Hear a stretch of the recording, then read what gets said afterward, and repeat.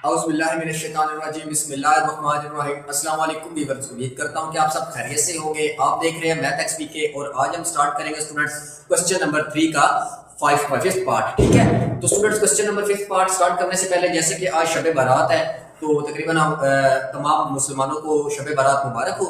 और इस हवाले से मैं कुछ स्टूडेंट से बात शेयर करने लगा हूँ। कुछ दुआ देते हैं, एक दूसरे के लिए दुआ करते हैं कि अल्लाह पाक इस रात के सदके तमाम मुसलमान की मुश्किलात को ख़त्म करे, उनके जो बीमार हैं उनको शिफा दे, जो इस दुनिया से चले गए हैं अल्लाह पाक उनकी मग़फ़िरत फरमाए।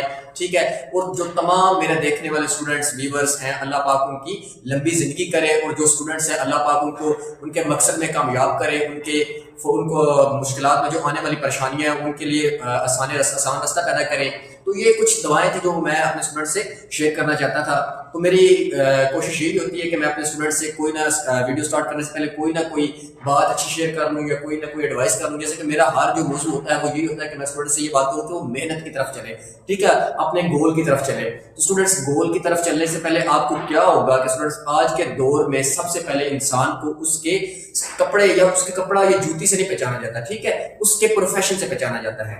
आज लोग आपको आपके प्रोफेशन की वजह से जानते हैं। ठीक है, अभी आपके बाबा डॉक्टर है, टीचर है, इंजीनियर है, कुछ भी हैं, ठीक है, कोई भी आपके बाबा को आपका नाम लेकर नहीं बुलाता। आपको कोई भी नहीं कहता कि ये फलां का बेटा है, ये फलां का, वो कहता है कि ये डॉक्टर साहब का बेटा है, ये इंजीनियर साहब का बेटा है, ये फलां पोस्ट, क्योंकि आपके बाबा की पोस्ट आपके आगे आती है, आपके बाबा का प्रोफेशन लेकर पुकारा जाता है कि ये फलां साहब का बेटा है। इसी तरह स्टूडेंट्स आपको भी आपके प्रोफेशन से पहचाना जाएगा। अगर आज आप अच्छे कपड़े जूते पहन के चल रहे हैं ना, आपका कोई फोकस नहीं है, आपका कोई गोल नहीं है, आपका कोई प्रोफेशन नहीं है, तो लोग आपको बिल्कुल रिस्पेक्ट नहीं करेंगे, कोई आपकी वैल्यू नहीं होगी, कोई लोग आपको मतलब पहचानते नहीं होंगे। हाँ, अगर आपका प्रोफेशन है, अगर आपका कोई एम है, या आप अगर सक्सेस हो गया लाइफ में, तो अगर आपके पास अच्छे कपड़े जूते नहीं भी है, उस वक्त आप जो कुछ पहनेंगे वही ब्रांड बन जाएगा, जो कुछ खाएंगे वही ब्रांड बन जाएगा। ठीक है, सिर्फ और सिर्फ क्या है, उस वक्त आपके फोकस जो होगा ना, आपका जो होगा समझिए कंटेंट होगा, या जो आपका उस वक्त प्रोफेशनल लाइफ होगी, लोग उसकी तरफ तवज्जो देंगे।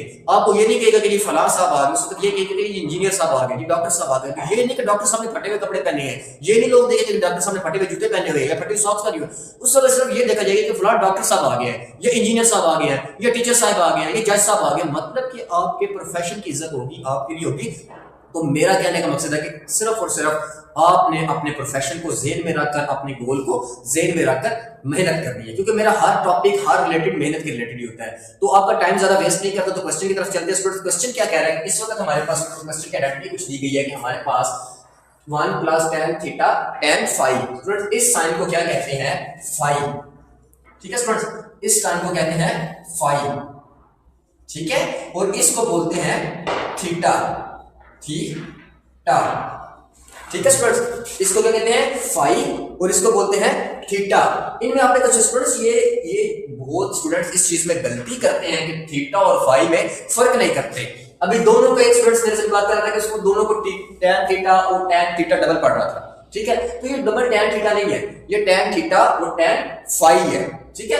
तो यहाँ पे हमने क्या करना है, हमारे पास लेफ्ट हैंड साइड और राइट हैंड साइड है, तो हमने सबसे पहले क्वेश्चन स्टार्ट करने से पहले क्या करना है कि हमने वो साइड लेनी है जिसमें हमारे पास डाटा ज्यादा मौजूद हो। तो हमारे पास किस साइड पे डाटा ज्यादा मौजूद है? लेफ्ट हैंड साइड पे ज्यादा डाटा मौजूद है। तो स्टूडेंट्स हम क्या करेंगे, यहाँ पे लेफ्ट हैंड साइड सबसे पहले ले लेंगे, ठीक है स्टूडेंट्स। तो लेफ्ट हैंड साइड हमारे पास क्या है?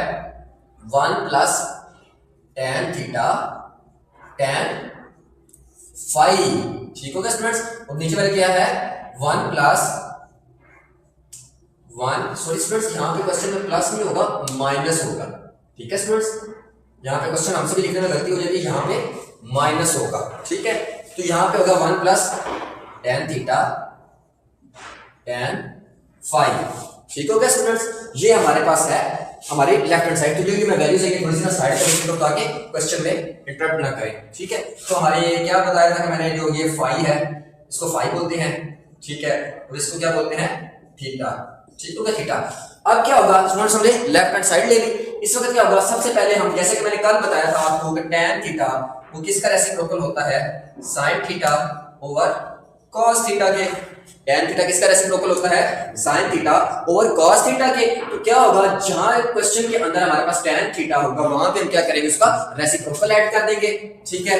1 - sin theta over cos theta, इसी तरह sine phi over cos phi. यहां पे मैंने क्या किया कि जो tan है उसकी रेसिप्रोकल, उसकी जगह पे उसका रेसिप्रोकल पुट अप कर दिया या उसका वैल्यू पुट कर दी। इसी तरह स्टूडेंट्स हम नीचे वाली वैल्यू पे भी क्या करेंगे, जहां पे tan होगा उसका रेसिप्रोकल या उसकी वैल्यू समझ ले, जैसे को आपको आसानी से याद रहे वो चीज पुट कर देंगे। ठीक हो गया, sine theta over cos theta sine phi over cos phi. ठीक हो गया स्टूडेंट्स, यहां पे क्या किया मैंने, tan की वैल्यू पुट अप कर दी। उससे अगला स्टेप क्या होगा स्टूडेंट्स, यहां पे हम लेंगे LCM। ठीक है, क्या लेंगे हम, LCM। LCM स्टूडेंट्स कैसे लेते हैं कि जो नीचे वाली वैल्यू होती है उसको 1 पे या उसको अगली वैल्यू पे डिवाइड करके जो आंसर आता है उसको ऊपर वाली वैल्यू से मल्टीप्लाई कर देते हैं। अब LCM स्टूडेंट्स कैसे लेंगे कि हम ऊपर वाली वैल्यू का अलग LCM लेंगे, नीचे वाली वैल्यू का अलग LCM लेंगे। वो कैसे लेंगे स्टूडेंट्स कि हमारे पास ऊपर क्या है, cos थीटा और cos फाई।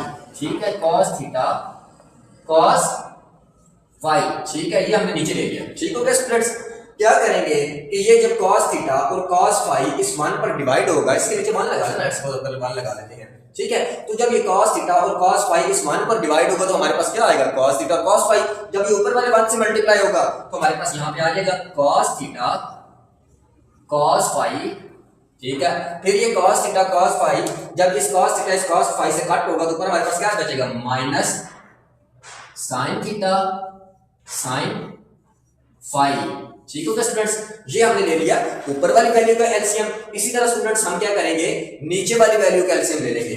ठीक है, नीचे वाली वैल्यू का भी एलसीएम क्या होगा, cos theta cos phi plus sin theta sin phi. ठीक है, ये हमारे पास आ गया स्टूडेंट्स नीचे वाली वैल्यू का एलसीएम। अब क्या होगा स्टूडेंट्स कि ये नीचे वाला cos थीटा और cos फाई आपस में कट आउट हो जाएंगे। हमारे पास यहाँ पे वैल्यू क्या बचेगी स्टूडेंट्स, हमारे पास यहाँ पे कौन सी वैल्यू बचेगी, हमारे पास स्टूडेंट्स बचेगा cos theta cos phi minus sin theta sin phi. और स्टूडेंट्स हमारे पास नीचे वैल्यू क्या बची, नीचे हमारे पास बची cos theta cos phi plus sin theta sin phi. ठीक है स्टूडेंट्स, यहां से एलसीएम लेने के बाद क्या हुआ, ये भी वैल्यू कट हो जाएगी, ये भी वैल्यू कट हो जाएगी, हमारे पास ये दो वैल्यूज ऊपर हमारे पास रिमेनिंग में आ जाएगी। अब स्टूडेंट्स यहाँ पे हमारे पास कुछ फार्मूला बन रहा है जो बेसिक हमारे 10.2 के फार्मूले थे। वो क्या थे स्टूडेंट्स फार्मूले, ठीक है, वो मैं इधर लिख भी देता हूं। cos अल्फा माइनस बीटा का फार्मूला क्या था, cos अल्फा